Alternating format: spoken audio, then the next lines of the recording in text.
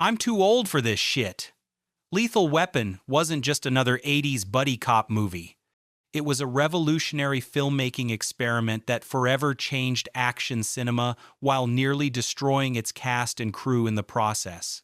Behind the slick action sequences and crackling dialogue lurked production nightmares that few fans know about.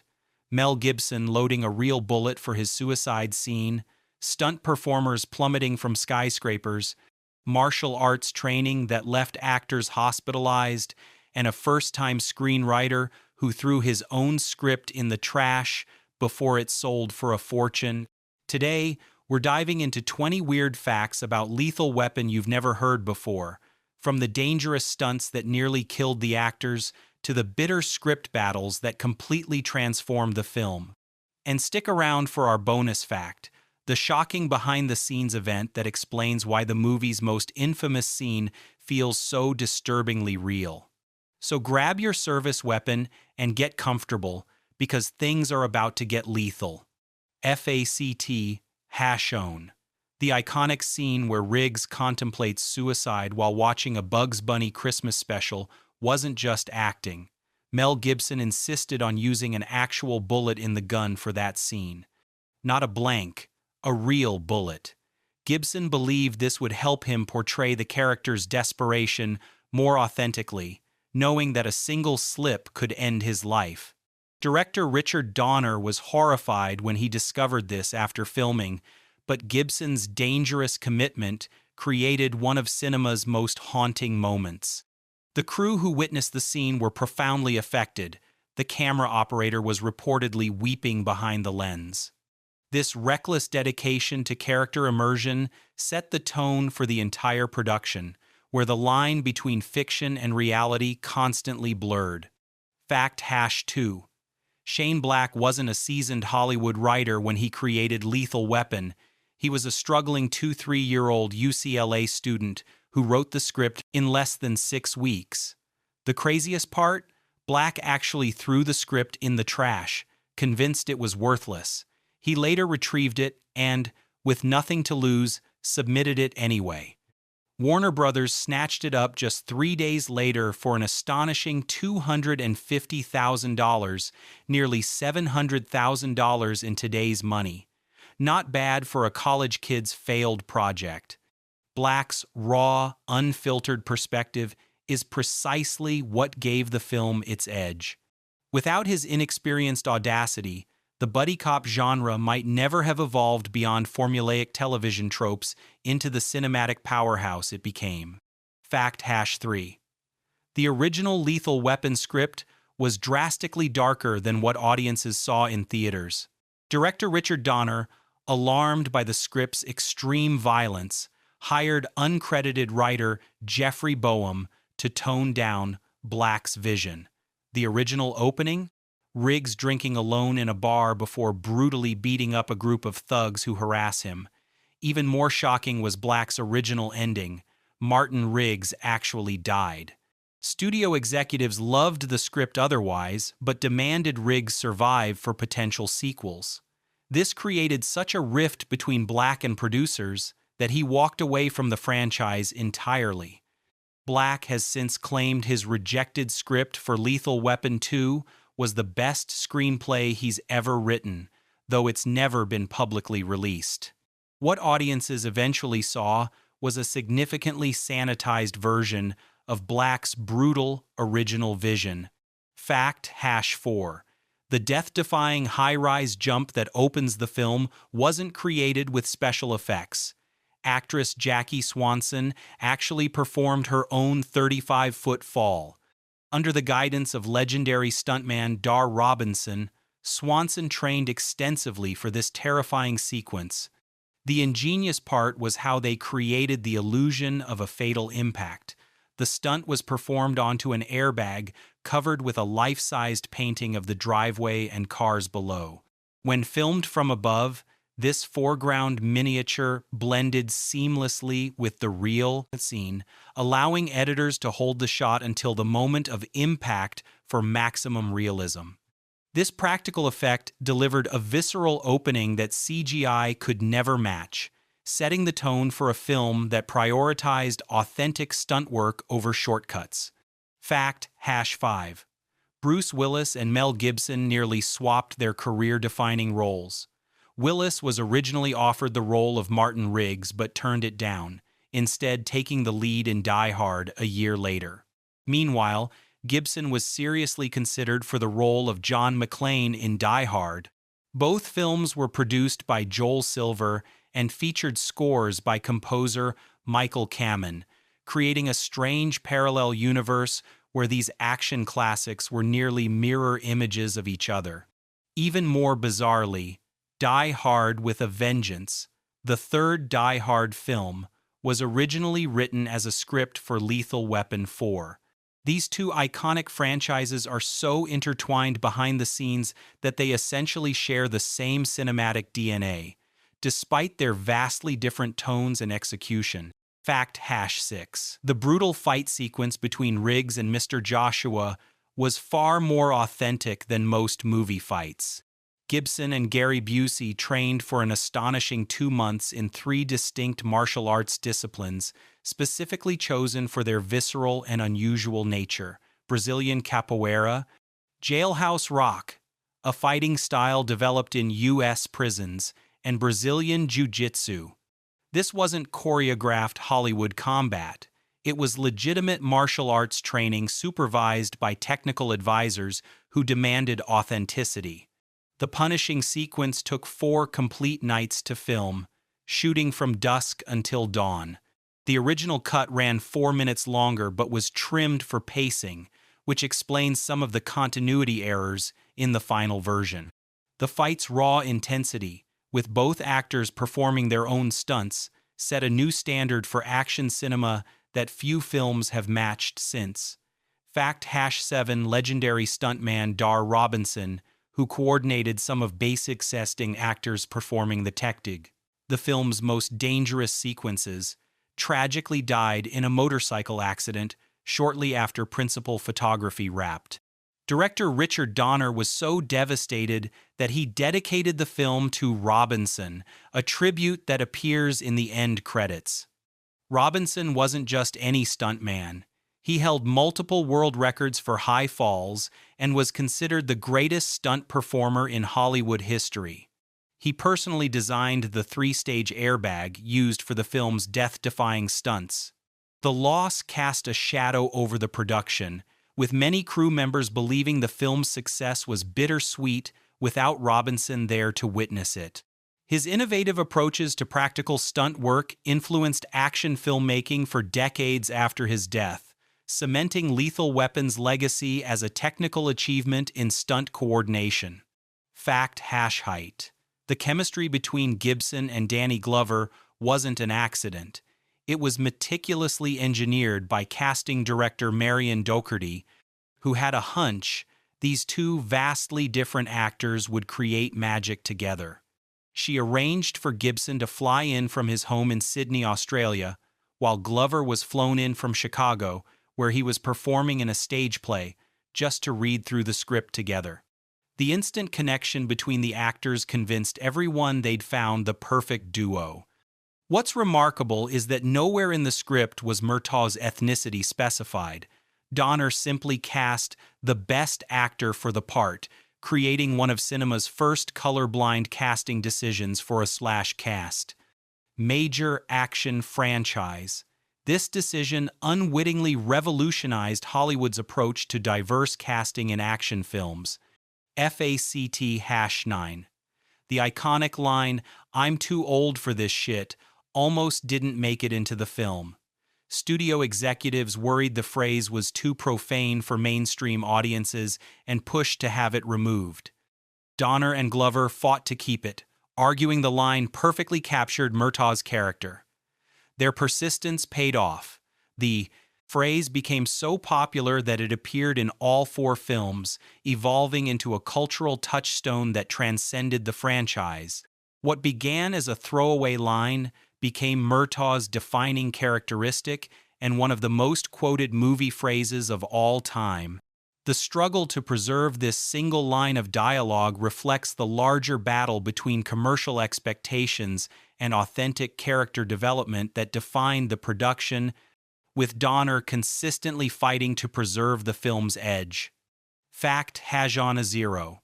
The iconic Christmas setting of Lethal Weapon wasn't just a festive backdrop, it served a deliberate narrative purpose that Shane Black would later incorporate into many of his films. Black strategically chose Christmas to heighten the emotional isolation Riggs feels, while others celebrate family togetherness.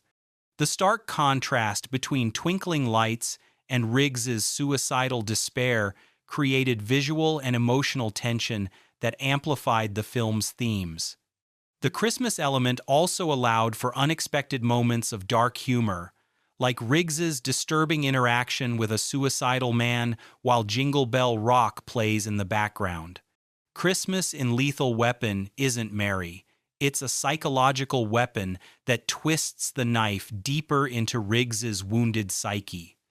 Go ahead and like and subscribe, because we're only halfway through our explosive deep dive into Lethal Weapon's darkest secrets, and trust me, the most shocking revelations about how the holiday setting fundamentally shaped this franchise are still to come. Fact: Hajon 1. The film secretly contained radical political messaging that most viewers never noticed. Sharp-eyed fans might spot a "Free South Africa, End Apartheid" sticker on the Murtaugh's refrigerator, a bold statement for 1987 when apartheid was still in effect. Director Richard Donner deliberately included anti-apartheid, anti-NRA, and other progressive messaging throughout the film, saying, "If you can make good entertainment and sneak a message in, this political subtext wasn't just set decoration. It directly influenced the entire plot of Lethal Weapon 2, which featured South African diplomats as villains." These political statements proved so controversial that Donner received death threats after the film's release. Hollywood action films rarely took such explicit political stances, making Lethal Weapon revolutionary not just in its action sequences, but in its willingness to embed progressive politics within mainstream entertainment. Fact: Hajon 2. The film's most emotionally devastating scene, where Riggs contemplates suicide on Christmas Eve, was so difficult to film that production halted for weeks.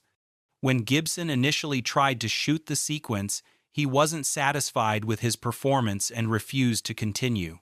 Rather than force the actor, Donner made the unprecedented decision to shut down that part of production, allowing Gibson time to prepare mentally.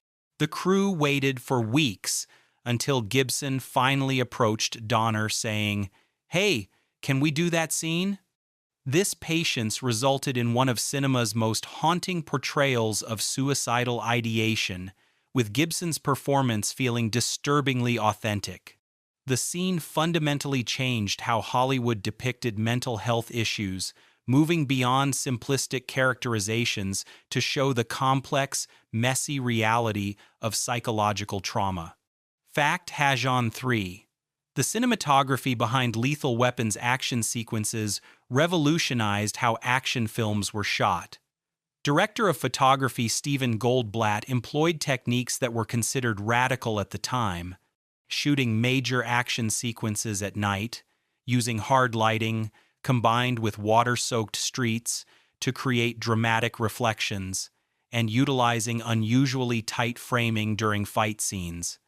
The martial arts fight between Gibson and Gary Busey was filmed over 4 consecutive nights and required a shooting technique that was groundbreaking for Hollywood. Goldblatt explained to American cinematographer, "You simply cannot get a fight with any power in a few takes." This approach fundamentally changed action cinematography, with Goldblatt's innovative techniques being copied by countless films afterward. The visual language Goldblatt established continues to influence action directors today. Fact: Hajon 4. Leonard Nimoy, Mr. Spock himself, was originally offered the chance to direct Lethal Weapon but turned it down.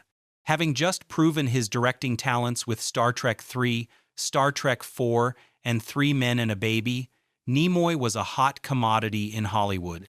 However, he declined the project, reportedly because he wasn't comfortable directing action movies and preferred focusing on character-driven stories. Had Nimoy accepted, the film's tone would have been drastically different, likely with more emphasis on the psychological aspects and less on spectacular action sequences. This decision led to Richard Donner taking the helm, fundamentally shaping what Lethal Weapon would become. Donner's direction emphasized Western-style action over graphic violence, telling the New York Times, "I tried to make it more like an old-fashioned Western. Sure, there were a lot of deaths, but they died like they died in Westerns." Fact #5, Gary Busey's portrayal of the psychopathic Mr. Joshua wasn't entirely acting. To prepare for the role, Busey immersed himself in learning Taekwondo alongside the other martial arts required for the film. This intense physical training helped Busey access the character's merciless nature. His performance as the cold, unstoppable henchman was so convincing that it overshadowed the film's main villain, becoming the most memorable antagonist in the franchise. What audiences didn't know was that Busey's commitment to portraying a man unsusceptible to pain extended to his own body during filming, performing stunts that put his health at serious risk. Busey later credited the film with sparking his lifelong interest in martial arts, though the intensity he brought to the role concerned some cast members who found his off-camera behavior equally unpredictable. Fact #6. The Lethal Weapon production team employed technical advisors from both the LAPD and the Los Angeles County Sheriff's Department to ensure authenticity in how police procedures were portrayed.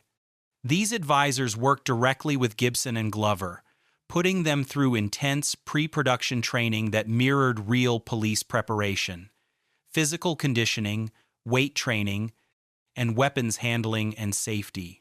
The actors even spent time in the field accompanying working undercover officers to understand the unique psychology of law enforcement. This unprecedented level of preparation wasn't standard practice for action films of the era, which typically prioritized spectacle over realism.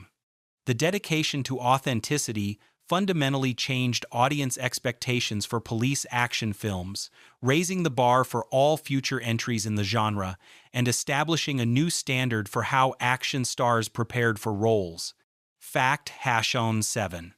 The film's final edit differs dramatically from what was initially shot. Richard Donner filmed both the beginning and ending scenes exactly as written in Shane Black's script, but opted to change them completely during post-production. The original opening sequence featured Riggs in a bar fight, while the original ending showed Murtaugh expressing his desire to retire with Riggs, convincing him to stay on the force, essentially the opposite of their dynamic throughout most of the film. These significant changes reflect Donner's evolving vision for the characters, prioritizing Riggs' vulnerability in the opening, waking alone in his trailer, rather than showcasing his violence. The structural reshaping in the editing room transformed the film's entire emotional arc, creating a more satisfying character progression that set up the franchise's future installments. Fact #8. The film's production was rushed to an almost impossible degree. Although Lethal Weapon hit theaters on the 6th of March 1987, the final action sequence, the brutal fight between Riggs and Mr. Joshua, wasn't completed until mid-November 1986. This gave post-production teams less than 4 months to edit, score, and finalize the entire film. For comparison, modern action blockbusters typically have post-production schedules of 6 to 12 months. This frantic pace created enormous pressure on editor Stuart Baird, who had to assemble complex action sequences with minimal time for refinement. The tight deadline also affected composer Michael Kamen, who recruited Eric Clapton to perform Riggs' theme and David Sanborn for Murtaugh's saxophone theme with almost no preparation time. Despite these constraints, or perhaps because of the energy they created, the film's technical elements emerged as some of its strongest features. Fact: H&N9 Lethal Weapon's box office success came against overwhelming odds. Released during a crowded spring movie season, it competed directly with Platoon, which was still going strong in its 12th week, and A Nightmare on Elm Street 3. Despite these formidable competitors, Lethal Weapon claimed the H&N box office position for 3 consecutive weeks, an almost unheard-of achievement for an rated action film. Even more impressively, its second weekend gross actually increased by 4% when most films see a significant drop-off. The film remained in the top 10 for an astonishing 13 weeks, eventually grossing $120.2 million worldwide against its modest $15 million budget. This extraordinary performance transformed how studios viewed rated action films, proving they could deliver sustained box office performance rather than just opening weekend spikes. The financial model established by Lethal Weapon directly influenced studio investment in adult-oriented action franchises for decades afterward. Fact: #20. The character of Roger Murtaugh was never specified as black in Shane Black's original screenplay. When Danny Glover was suggested for the role, director Richard Donner was initially surprised, having unconsciously assumed the character would be white. This colorblind casting decision was revolutionary for 1987, establishing one of Hollywood's first major interracial buddy partnerships in an action franchise. The film subtly addressed race through the family dynamics and the Free South Africa sticker visible in the Murtaugh home, but never made race the focus of the partnership. This approach allowed the characters' personalities and values to define their relationship rather than their racial differences.